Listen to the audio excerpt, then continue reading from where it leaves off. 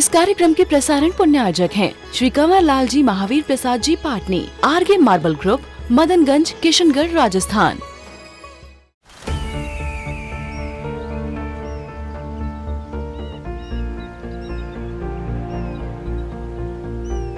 जो बनकर मेरा हमसफर आएगा, सिर्फ उसी को फर्क नजर आएगा। शुरू करो, डालो बुनियाद, घर महल नजर आएगा। वंडर लाइए, वंडर अपनाइए, फर्क नजर आएगा।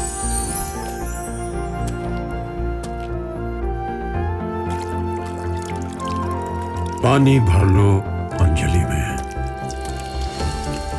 चांद उतर आएगा।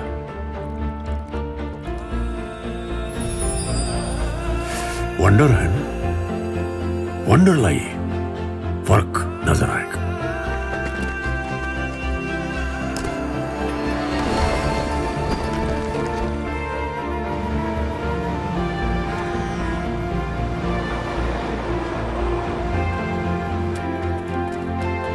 पहला घर तो खड़ा करो,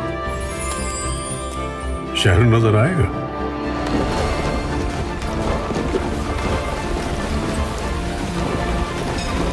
साल बरस और सदी नहीं, एक युग गुजर जाएगा। उम्र न पूछो वंडर की, जब फर्क नजर आएगा। वंडर सीमेंट, फर्क नजर आएगा। सबसे ये अवश्य सुना है, जब वो भगवान की भक्ति करते हैं, माला फेरते हैं, जाप देते हैं, तो उनका मन अवश्य भटक जाता है।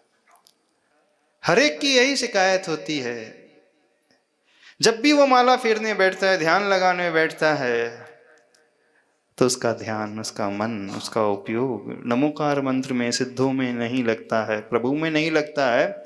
उसका उपयोग कहाँ लग जाता है? घर में, दुकान में, ऑफिस में, बच्चों में, खाने पीने में, किचन में, घूमने फिरने में। और इससे ठीक अपोजिट, जब आप संसार के सारे कार्य करते हो तो किसी का मन नहीं भटकता। ऐसा क्यों होता है? ऐसा सिर्फ इसलिए होता है कि संसारी व्यक्ति संसार के सारे कार्य बड़ा तन्मय होकर के करता है, डूब करके करता है, मजबूती से करता है। और धर्म के कार्य, पूजा के, भक्ति के कार्य, विधान के कार्य, ध्यान आदि के कार्य वो मजबूरी में करता है। कितने लोगों को क्लासेस लेने की आवश्यकता होती है, पंक्चुअलिटी मेंटेन करने की आवश्यकता होती है, अपने ऑफिस जाने के लिए, दुकान खोलने के लिए। पैसे कैसे कमाया जाता है, उसकी क्लासेस लेते हो? नहीं लेते हो। कितने लोगों को प्रवचन सुनने की आवश्यकता होती है, दुकान कैसे चलाई जाती है? प्रवचन सुना आपने कभी? खरीदी करके लाते हो, बेच देते हो, कस्टमर को सब कुछ टैकल कर लेते हो। किसी गुरु के प्रवचन नहीं सुनते हो, कोई शास्त्र आप नहीं पढ़ते हो। लेकिन जब जब धर्म की बात आती है तो न जाने कितना सुनाना पड़ता है। सिर्फ सुनते ही रहते और करते धरते कुछ हो नहीं। व्यक्ति यही तर्क देता है, अभी हमें तो कुछ आता नहीं है, हमें कुछ पता नहीं, हम शास्त्र जानते नहीं, हम कैसे करें। लेकिन सांसारिक कलाओं को सीखने के लिए आप कितना एफर्ट दे देते हो, कितना समय दे देते हो, कितने एकाग्र मना होकर के सब कुछ कर जाते हैं। और धार्मिक कार्यों में अनेकाग्र मना रहता है व्यक्ति। एक जगह उसका मन अग्रभाग में नहीं टिका हुआ होता है, अनेक जगह उसका मन जो है भटकता रहता है। ये सिर्फ इसलिए होता है, ये कार्य प्राय व्यक्ति परवश होकर मजबूरी में करता है। पैसा कमाना कभी मजबूरी में नहीं करता, डूब करके करता है। ऐसा क्यों होता है? और ये भी इसलिए होता है कि वहाँ आपका इंटरेस्ट बहुत अधिक होता है, रुचि बहुत अधिक होती है। और यहाँ अच्छे कार्यों में रुचि की अनियमितता अथवा रुचि का अभाव, इंटरेस्ट का अभाव। तो इस बात को समझे, हमारा उपयोग, हमारा मन वहीं लगता है जहाँ हमारा मनपसंद कार्य होता है ना? खाने में मन लगाना पड़ता है, किसी को नहीं लगाना पड़ता, लग जाता है। वहाँ घूमने में मन लगाना पड़ता है, मूवीज में मन लगाना पड़ता है, लग जाता है। क्रिकेट मैच है, लगातार 6-6 घंटे तक देखते रहते हैं, एक आसन में बैठे रहते हैं। यदि आपसे कहा जाए आधा घंटा सामयिक कर लो एक आसन बैठ करके तो नहीं बैठ पाओगे। और 6 घंटे नॉन स्टॉप 2 बड़ी से उत्कृष्ट सामयिक हो जाएगी, बिल्कुल मन नहीं भटकता। उस समय भोजन भी याद नहीं, पानी भी याद नहीं आता, और यहां आते ही क्या क्या याद आने लगता है। तो बस उस बात को पकड़ने की कोशिश करो। जब सांसारिक कार्यों में व्यक्ति का मन लग जाता है, इसका अर्थ उसके भीतर क्षमता बहुत है।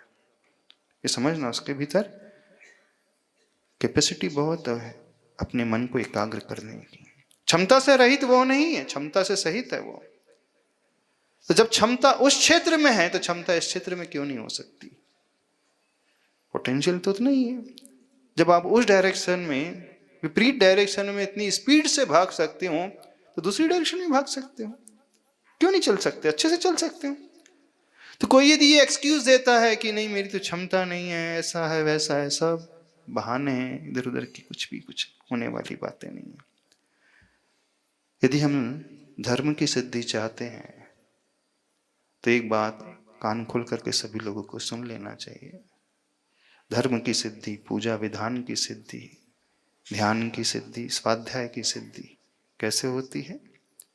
बस उस प्रकार की रुचि को जागृत करने से होती है। जहां रुचि जागृत हो जाती है व्यक्ति वो कार्य बड़े अच्छे से कर लेता है। यत्रैवा हि तदिह पुंसा श्रद्धा तत्रैव जायते, यत्रैव जायते श्रद्धा चित्तम तत्रैव लीयते। आचार्य पूज्यपाद स्वामी जी समाधि तंत्र ग्रंथ में कहते हैं, यत्रैव आहित दी, जिसकी बुद्धि उसमें लग जाती है, श्रद्धा तत्रैव जायते,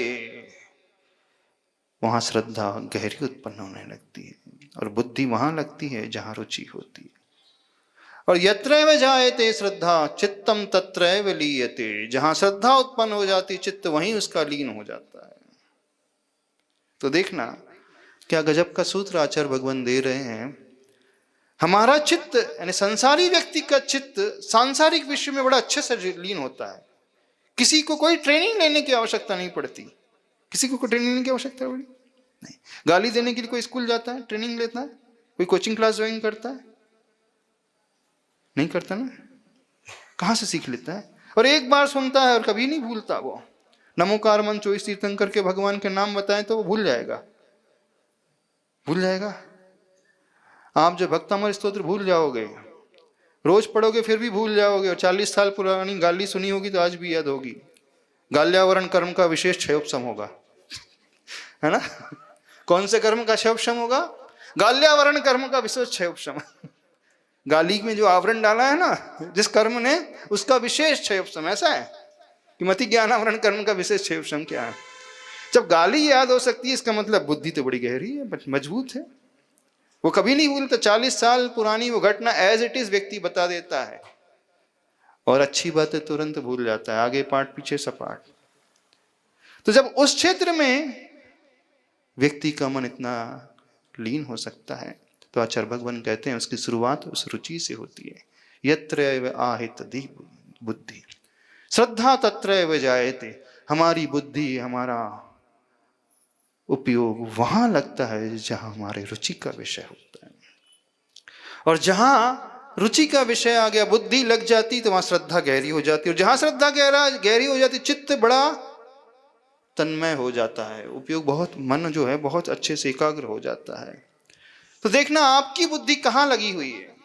देखो, उठा करके देखो, आप पैसा कमाना हो, खाना पीना हो, नए कपड़े खरीदना हो, घूमने के लिए जाना हो, मूवीज देखना हो, सीरियल्स देखना हो, क्रिकेट मैच देखना हो, अथवा जो आपकी हॉबी होती है ना, उसमें किसी को फोर्स नहीं करना पड़ता, बड़े अच्छे से व्यक्ति डूब करके करता है। तो धर्म के क्षेत्र में भी ये भाव लाना सीखो। उसकी शुरुआत कहाँ से होती है?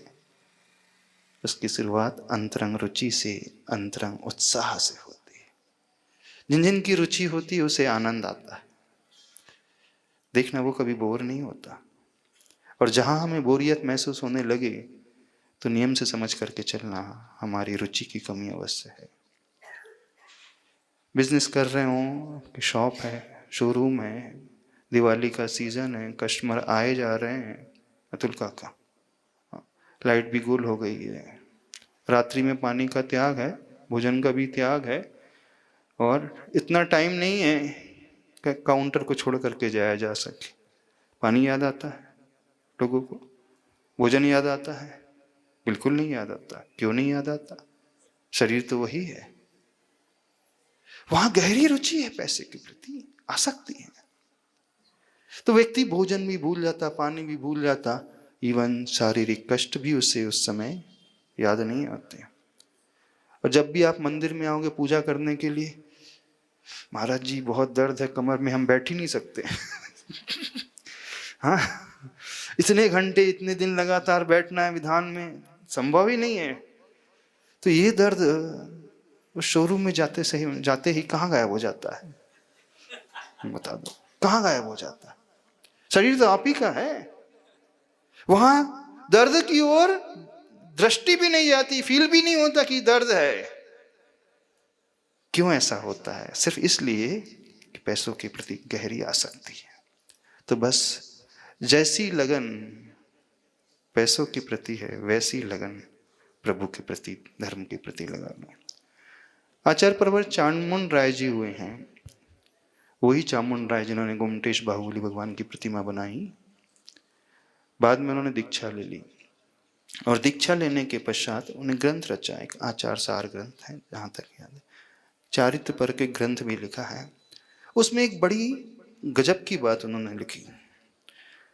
उन्होंने लिखा कि श्रावक को धर्म कैसे करना चाहिए, श्रावक को प्रभु की भक्ति कैसे करना चाहिए।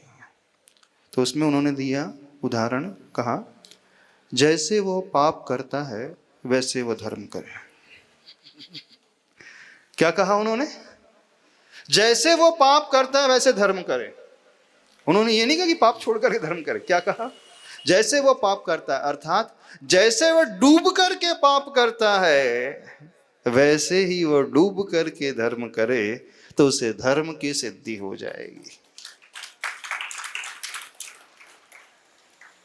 इसलिए वर्णन आता है आगम में, जो कम में सूरा सो धम में सूरा। जब भी कोई भोगी योगी बनता है तो सबसे पहले उसका कल्याण होता है।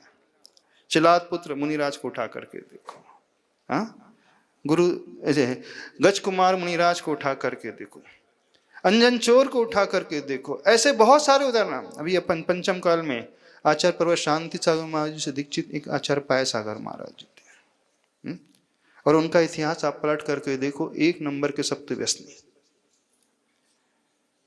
कोई ऐसा गुण अवगुण नहीं था जिनको भीतर नहीं था। वो पीना, हो जुआ खेलना, सब कुछ, सारे के सारे व्यसन।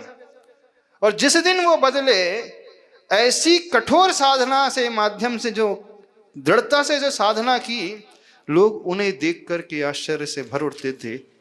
कल का भोगी और आज का योगी। जब वो ध्यान लगाते थे, सामायिक करते थे, तो डिगते तक नहीं थे आसन से। उन्हें कभी कोई विषय रुचता नहीं था।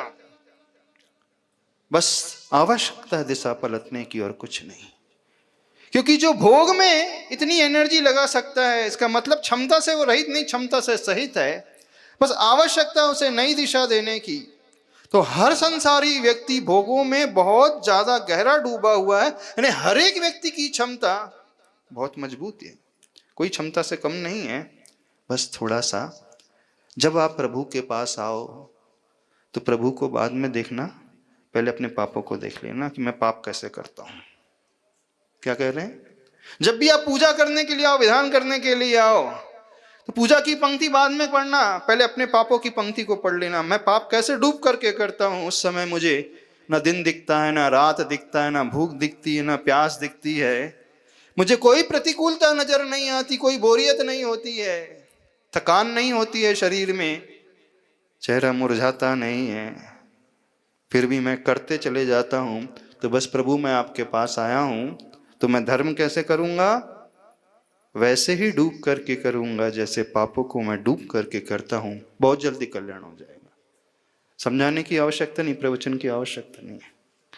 आप बहुत जल्दी ऊपर उठ जाओगे, क्योंकि हर व्यक्ति पापों में तो डूबा ही हुआ है। जिसने संयम नहीं ग्रहण किया, जिसने प्रतिमा नहीं ली है, इसका अर्थ है असंयमी है, अव्रती है। अवरति है, इसका अर्थ है कि 5 पाप में वो डूबा हुआ है, परिग्रह वो जोड़ता है, अब ब्रह्म का भी सेवन कर लेता है, चोरी भी करता है, झूठ भी बोलता है, कई प्रकार की हिंसा भी कर जाता है, कई व्यसन भी होंगे उससे लगे होंगे व्यसनों। तो जब आप उसमें इतने अच्छे से डूब करके तन्मय होकर के कर सकते हो तो क्या करना है, बस इसी नीति को अपनाना है। जैसे हम पाप करते हैं वैसे ही हम धर्म करेंगे, इतना ही कहना पर्याप्त समझते हैं।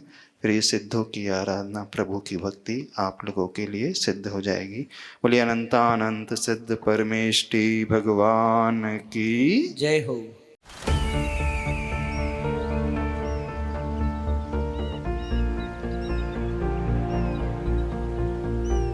जो बनकर मेरा हमसफर आएगा सिर्फ उसी को फर्क नजर आएगा। शुरू करो, डालो बुनियाद, घर महल नजर आएगा।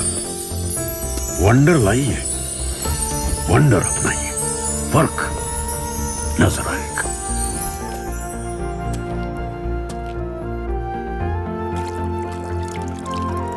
पानी भर लो अंजलि में, चांद उतर आएगा।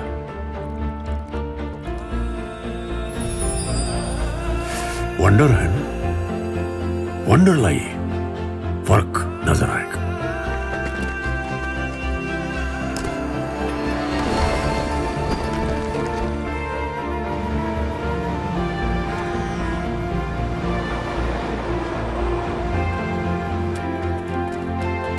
पहला घर तो खड़ा करो, शहर नजर आएगा।